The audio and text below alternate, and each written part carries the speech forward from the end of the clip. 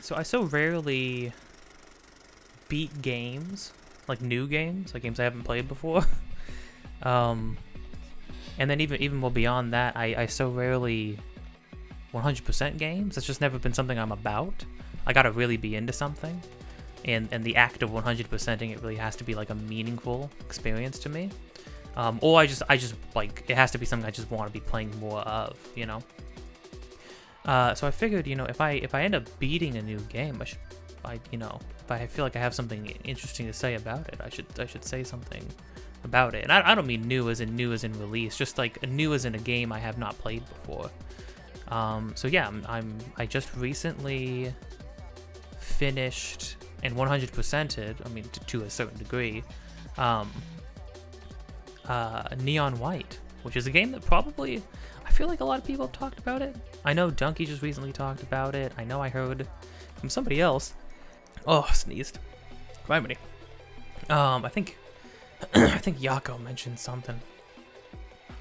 Probably mentioned it at some point. Probably showed up on one of his lists. This is probably a game that you've heard like YouTubers mention here and there, and like will praise, right?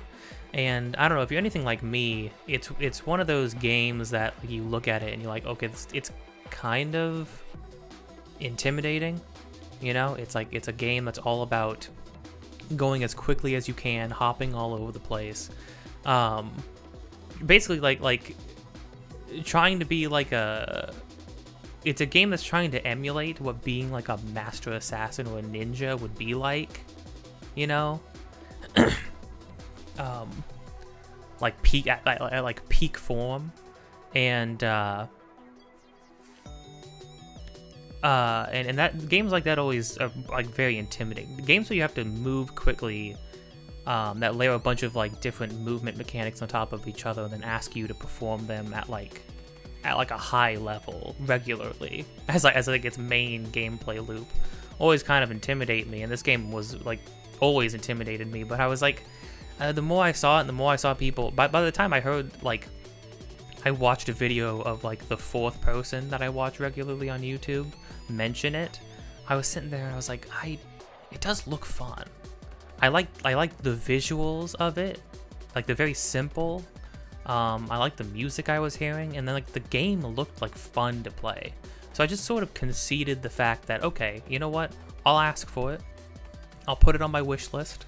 Maybe I'll get it for Christmas at some point. You know, I'm not gonna stress. I won't, you know, worry about getting it myself. Maybe somebody will gift it to me for holidays. And I'll try it out, and I'll just concede the fact that like I will probably be bad at it, but maybe I'll at least have fun, you know. And I'm thankful to say that I got at, when I say 100%ed it, went out of my way to get every single gift, and I went out of my way to well, first it was like, okay, I'll get all the gifts. Gifts, you don't have to go quickly in levels to get gifts. Gifts are like the bonus collectible that you can get, right? But then I was like, oh wait, there's like an in-game ranking system where you can where you get medals. Now you only have to get a certain amount of gold medals, but there's also platinum medals. And I started to see at the end of levels, like I'm gonna have gameplay up right now of me just going through all of the like main story levels.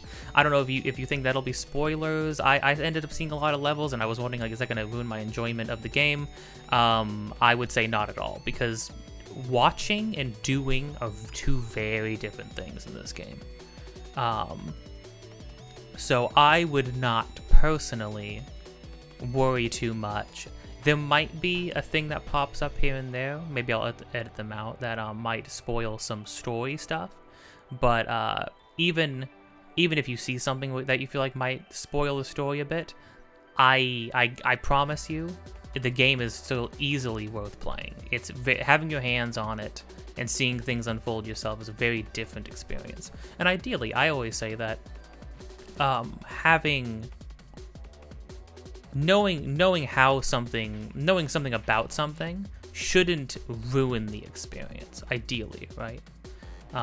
Anyhow, so yeah, so at first I was like, okay, you know what, I'll get, like, oh, okay, I get gold medals. That's how you, like, you start at rank 100 and you need to work your way down ranks. Now, to beat the game, all you have to just be at rank 58, which means you have to do a little bit less than half the levels.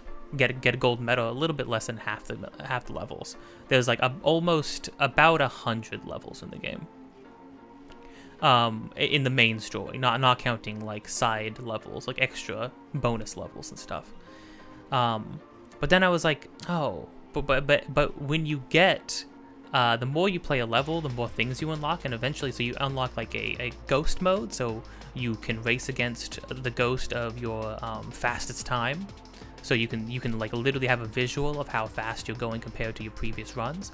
Then you unlock like the different leaderboards. You unlock leaderboard, like global leaderboards and stuff.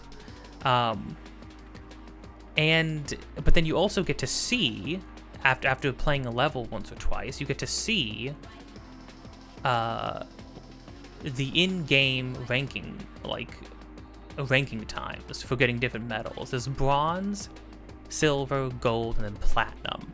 And so I would see the platinum. I went into the game with no intention of trying as hard, like of going as fast as I possibly could, right? But then I saw the platinum time for a certain level, and I was like, you know, I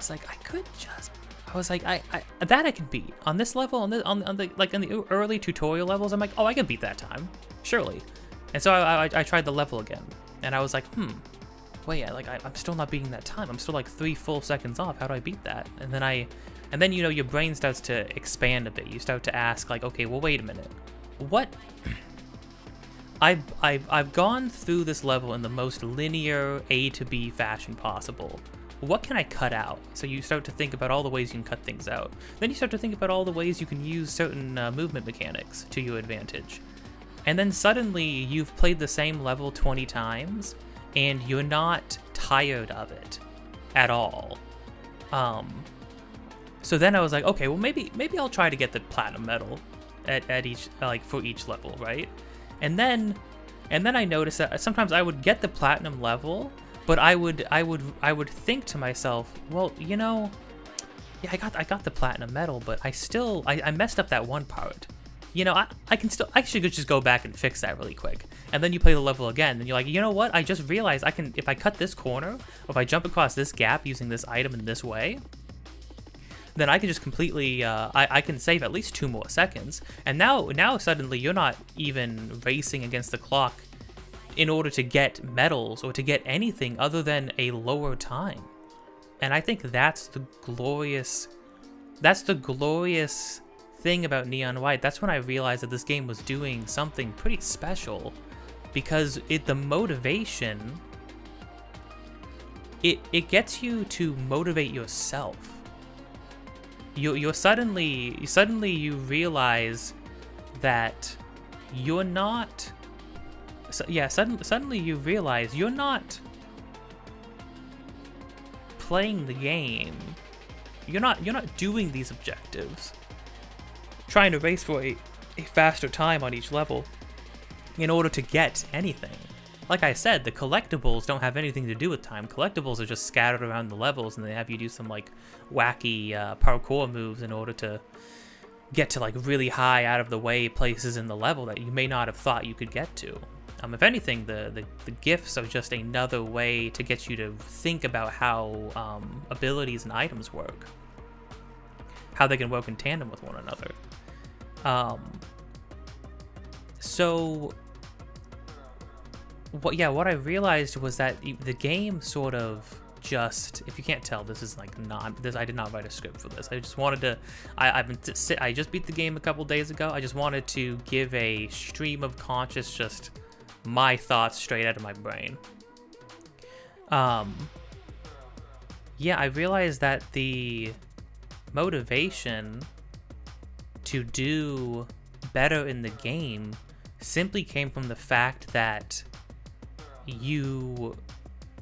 the more you play, the more things you learn, the more comfortable you get with the game's mechanics, and the fact that it's simply just fun to do. I realized I'm playing a game for the simple fact of that it is enjoyable to play. It's sort of like the same reason why, like, I got all the strawberries in Celeste. I didn't get all the strawberries to unlock the best ending. That's nice to get, sure, but it, you know, it's no skin off my bone if I didn't get that. You still get a pretty decent ending if you get most of the strawberries. I didn't unlock anything special from getting all of the strawberries. I just enjoyed playing the game. And I think that's the glorious thing about Neon White, is that the motivation for playing it is simply the fact that it is fun to play. And like I said, time trial games get to the end as quickly as possible, essentially speed run, games that are built around the idea of speed running them, right? That is not something I'm about, you know? I like to move quickly in games when I get comfortable with them, like a platformer. I usually eat platformers up, but again, I play pretty simple platformers, you know? The craziest I've branched out to was like the occasional Super Meat Boy, and I didn't even ever beat that game. So this game was pretty intimidating, all things considered. But I think what I realized is, watching people play the game looks like one thing. The game looks like one thing, which is a very difficult, a very like high precision, a skill-based game, right? And it is. I'm not saying it's not that necessarily, but this is a game you have to play, because when you play it, I don't know how to describe it. When you play it, it clicks. Suddenly you understand. You suddenly understand what the game is and what it's doing and what it's really asking of you. The game is both. It's both more forgiving than it might look on the outside, and still unforgiving enough to make it a fun challenge, especially if you're trying to go for the fastest times. Here's the thing, right? You can play this game slow. You can play this game like essentially like a slow puzzle platformer game where you slowly go through, you do all the objectives, and you find a way to make it to the end after you've done all the objectives. You can play it like that if you want to. And I'm sure you would have a decent time. But I think what I noticed originally was that I went the first couple levels in the opening tutorial fairly slow, just because I was, trying to learn the game a bit, right? And then I immediately went back and replayed them, because the more you play the game, the faster you just notice it. You just start going faster. You just start taking more risks. Than maybe you would than you did initially when you first started playing. It's just fun. So okay. So if you want my base level, would I recommend, like, easy, cut and dry, would I recommend this game? Yes, absolutely. Hey, what if I'm not into games like this? Would you still recommend it to somebody who doesn't play games like this? Yes, absolutely, because I don't play games like this. In fact, it made me, suddenly I found myself wanting to play, like, I was halfway through this game, and suddenly I found myself trying to think of other games like it I could play after. So like suddenly I needed more. I was like, maybe a little bit of Mirror's Edge I could do. Maybe that that like Ghost Phantom game or whatever that came out. It's sort of like it. I can't remember what it's called.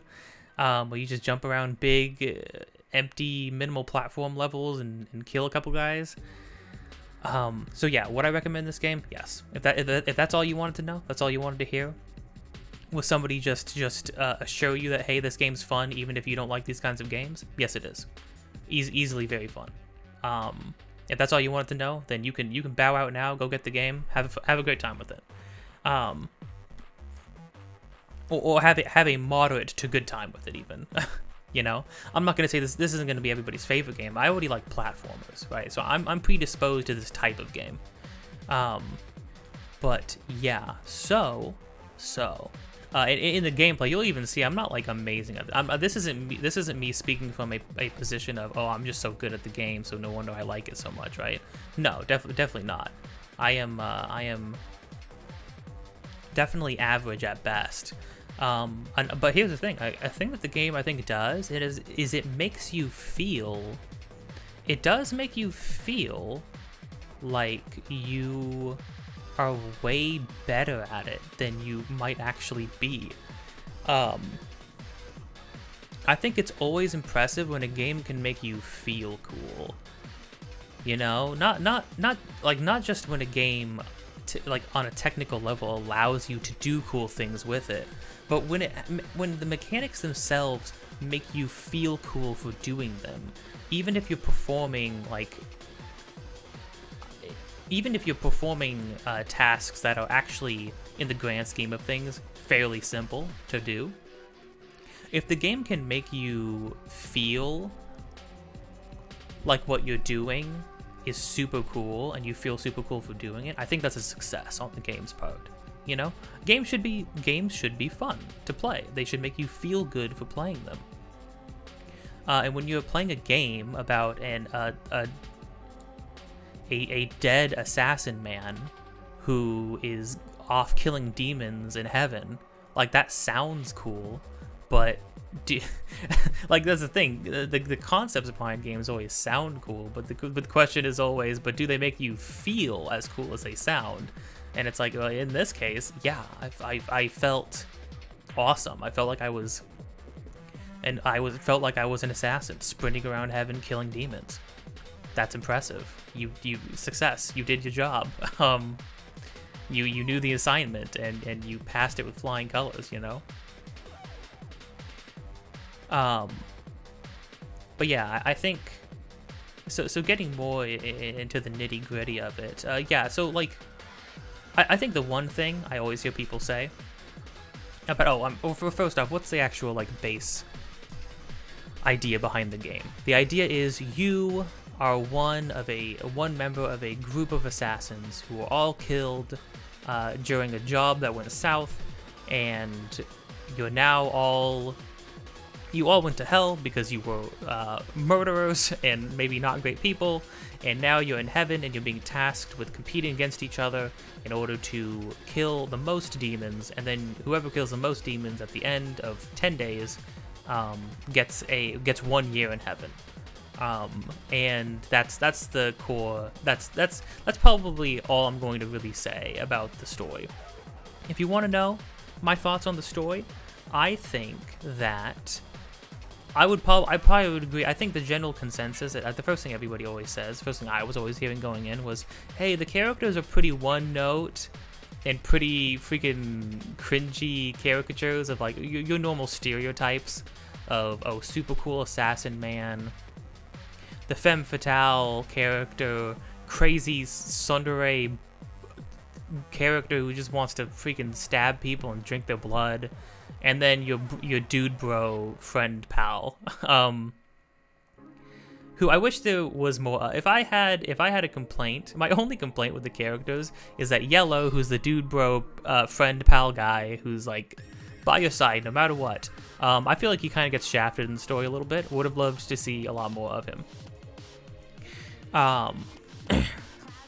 Yeah, here's the thing. Are the characters pretty one note? Yeah.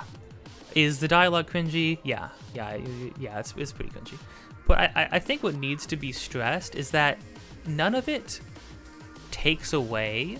It's very self-aware of what it is, what it's doing, and what it's doing with these characters. And I agree with I've heard it over and over again, and I actually do agree that with the fact that, like, yeah, you know, the characters are exactly what they need to be and where they need to be for this kind of story. You're like old assassins going around murdering demons in heaven, like across the walkways and stairs of heaven.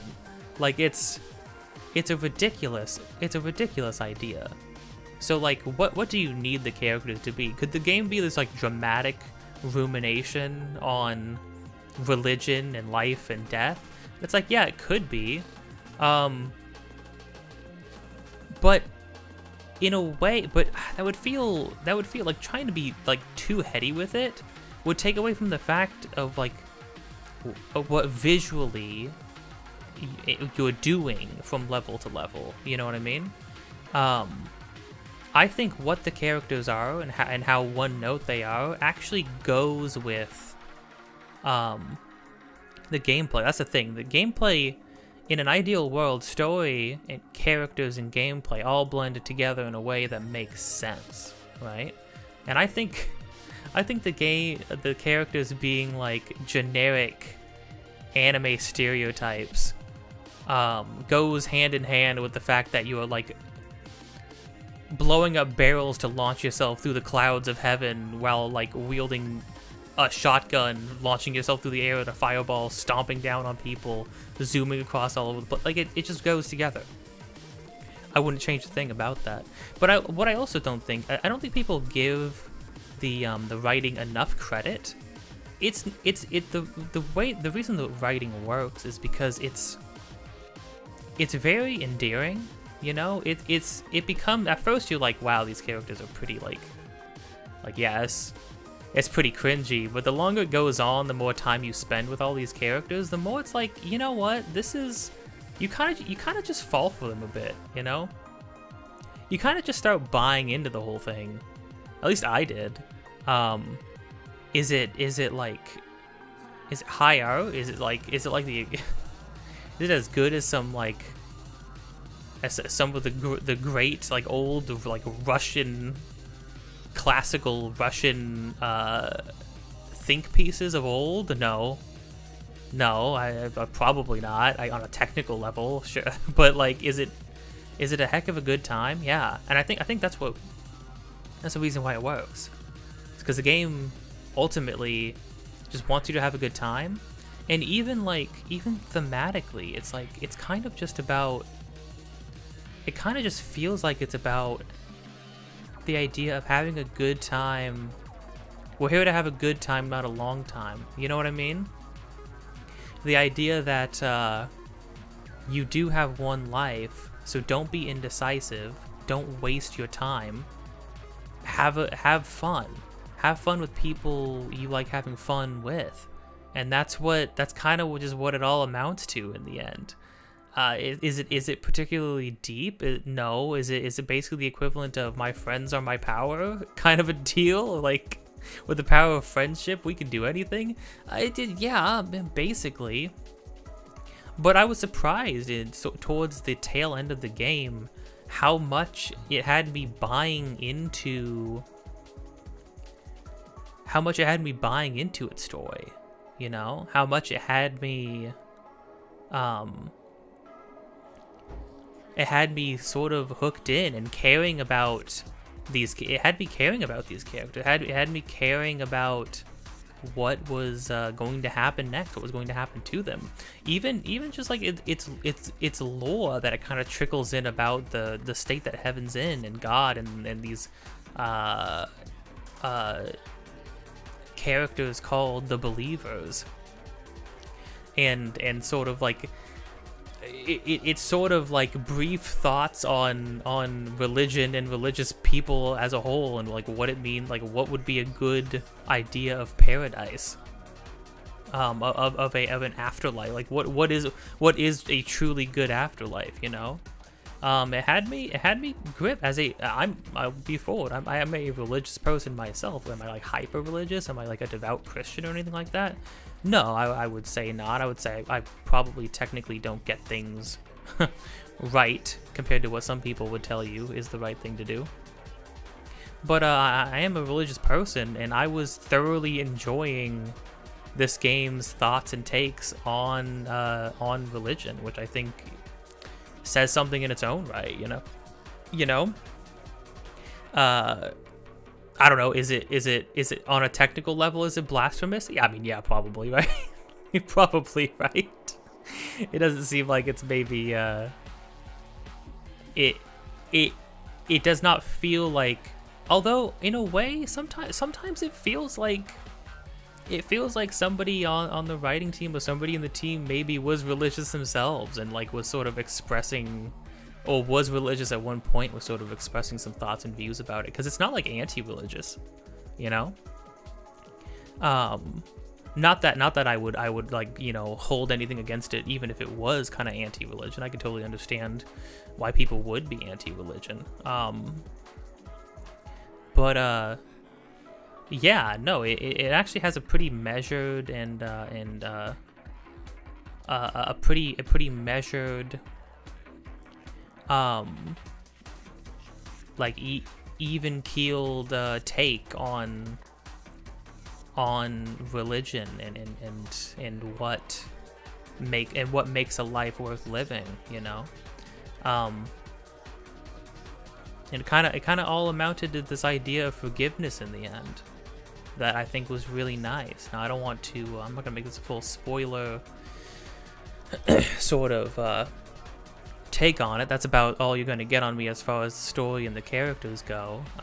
Just know that I found it very charming. I found it very endearing, and I did end up caring. I think that's what I mean when I say, like, I don't feel like people give this game enough credit, was the fact that I personally did find myself gripped and wanting to know what happened next. Every time I was done playing like a full set of levels, I would always make sure to get all the dialogue, all the extra dialogue I could do, and find, because there are like extra scenes and bits of dialogue you can get from characters, which do flesh them out even more, and was nice to see.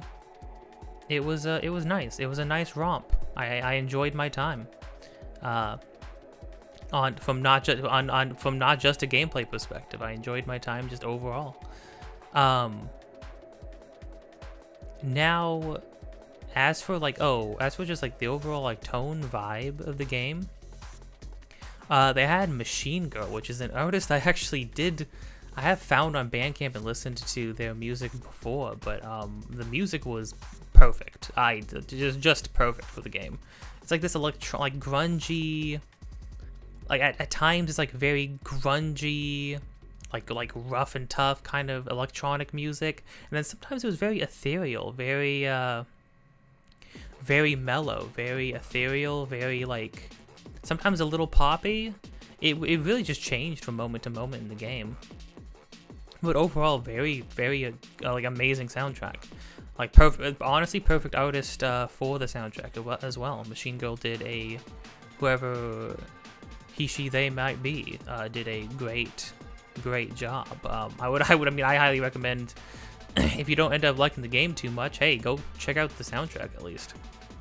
I think the soundtrack is easily worth checking out on their own, but the soundtrack in tandem with the actual game itself is great. I will say it is like very good. Now, as far as like the general gameplay loop, I think the game does a very good job at. I think something the game does particularly well is when you start playing the game, like I mentioned, you looking at the game from the outside, like I said, it can seem like a pretty intimidating game, and if you're not like into these sort of fast-paced time trial types of games, I could totally understand you not like, you know, steering clear of it, or not thinking you'd enjoy it. But I think to the game's credit, I think what it does extremely well is it slow rolling mechanics out to you. I think the game does a very good job at giving you time with a mechanic and giving you enough time to explore the mechanic, like a new mechanic, and to explore a new mechanic and experiment with it and see all the things and figure out all the things it can do, and before introducing another mechanic for you to use. And then what they'll do after they introduce a new mechanic is they'll start to incorporate past mechanics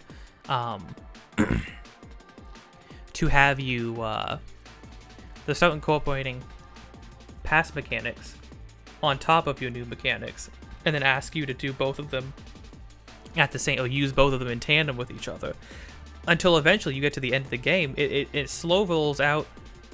They slow roll a bunch of these mechanics out over the course of the whole game, until eventually by the end of the game you're just flipping between one move and another, like at an extremely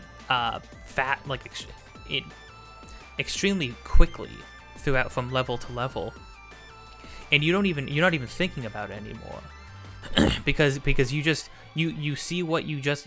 So what happens basically is you have these cards you pick up, and each card gives you a different move. Each one is a different gun. You can only have 2 different types of cards at the same time. Each card is a different kind of gun, so they shoot differently, because you do have you do have to kill every demon in each level. That is like the point of the game, before you can go to the end. But then each card can be discarded to use some sort of movement ability. It can be a jump, it can be a dash straight forward, it can be a slow moving sort of dash in any direction you want. It can be that moves in an arc. It can be a stomp. Eventually you get like a grappling hook at one point, which was a crazy thing that completely just changed the game. And that's the thing, right? Every time you find a new mechanic, your thought is, oh wow, that's gonna add a whole lot more. That's like because each mechanic, it sounds simple, like, oh, this is just a stomp, this is just a jump, this is just a dash forward. But the more you use each thing, the more you realize how versatile some of these moves are, and how exactly what ways you can use each one, right? So every time they introduce a new one, my first thought was always, oh my gosh, this feels like it's going to complicate something.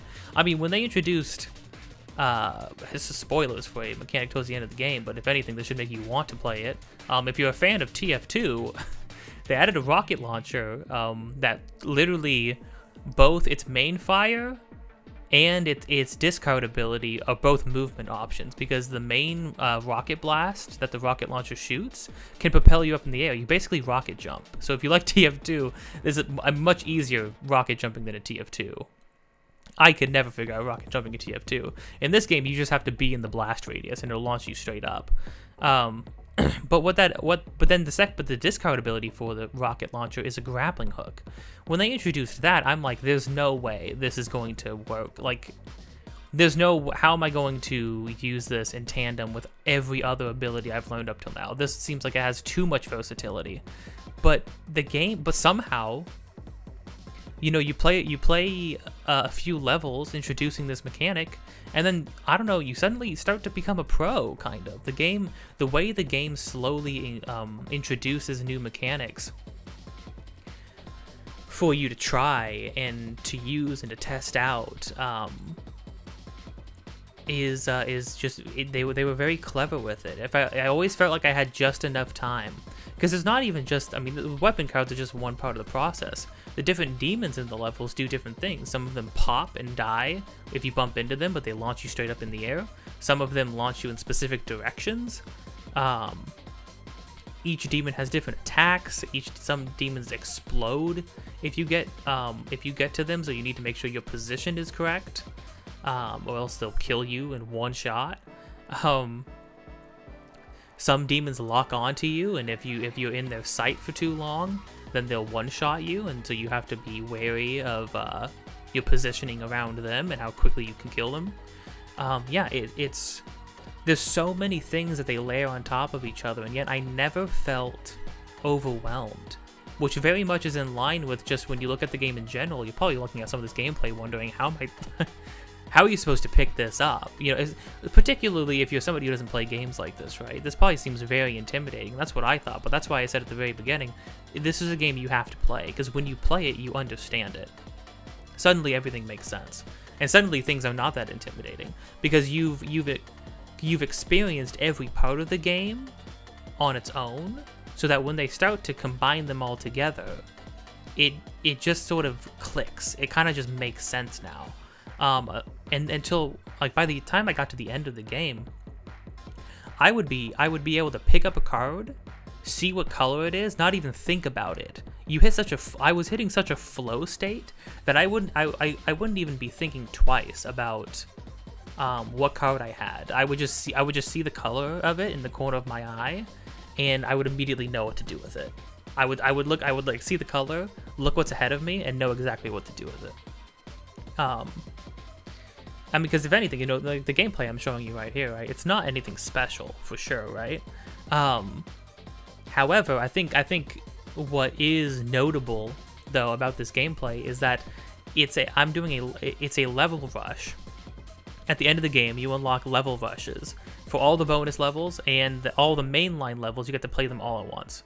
And what the level rush does is what it revealed to me is that I was able to beat it in maybe like my first time going through it. I was able to beat it in like an hour and a half, an hour and 40 minutes, which is not a great time. I'm like ranked at 9,000 out of everybody who's played the game, which is many people. You can see global scoreboards. Don't pay any mind to the first couple pages of each scoreboard. People are beating these levels in like a couple milliseconds. I don't understand that. It has to be I call cheatsy doodles. I don't know. seems a little weird to me.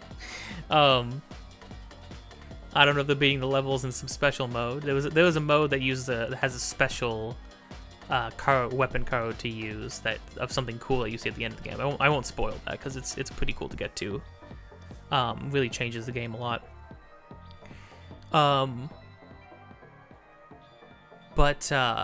Yeah, I think what playing through this level rush revealed to me was that even though I hadn't seen a lot of these levels for a while, you know, I hadn't seen a couple of these levels for a couple days. I've been playing this over the course of like 2 weeks, maybe. And what I realized was, even though I hadn't seen some of these levels in a couple days, I was still flowing through them simply because I just understood the mechanics a lot. Some of the levels I would recall, right? But then other ones, like, I would get to a level that I didn't remember at all, and I would just be able to flow through it in a couple seconds, you know? Simply because I just understood the mechanics. And so you see, you see a problem ahead of you, and you see what you have available to you, and it immediately clicks what you can do. You understand immediately all the possibilities that you have at your disposal. Not to mention, the game also promotes. The game just promotes by tracking your time and supplying you with a ghost to sort of race against of your past thing. It sort of promotes exploration. It kind of, more specifically, experimentation. It promotes experimentation in levels, and it promotes trying to think outside the box. Because one of the things that happens if you play the level once or twice, you get insight for a level, and the more insight you have, the more different things you unlock. One of the things you unlock like immediately is a hint, and what the hint does is they install a little hint guider that when you bump into it, it shows you a shortcut that one of the devs came up with.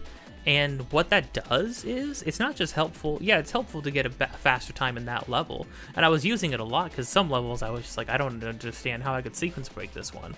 What the hints do is they show you some crazy ways that you would have never thought of, maybe. Like entire sections of levels you can skip. Because essentially, the first thing those hints taught me, because you could think like, oh well, isn't that kind of cheating, like, well, using the hints? But to me, what using the hints did was it showed me things that it showed me possibilities I hadn't even considered. And what doing that did was it helped me it helped me do future levels faster, because I now have more knowledge of what I could possibly do in each level, right?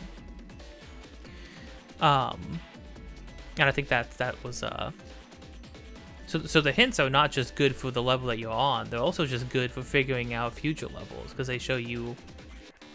They get your mind working in ways that maybe you weren't prepared for. It hadn't been before. You just have to consider more possibilities. Because like these moments would happen where there was even a couple moments where I would check out one of the hints and it would show me a direction to go to, and there was one at the end of the game. I still don't understand what it was asking of me. Like I still don't understand what it was telling me that I could do or telling me I should do. Even now, I'm not entirely sure. But yeah, I mean, what those hints do, because so the objective of each level is the ending, the goalpost for the level, the little teleporter, only opens up when each demon has been killed. So it's not just about getting to the end as quickly as possible. You also have to make sure every demon in the level is killed along the way, which is where the difficulty comes in. But what the first thing that the hints taught me was that I was playing a level, and the hint had me remove an entire chunk of the level by like jumping over, using one of my cards to jump over a gap instead of running through all these different hallways and stuff, which added like another 5 seconds to the level. And at first I was confused because I was like, well, wait, I have to go through that part, right? But then what that hint got me to realize was that that section that I was skipping didn't have any demons in it.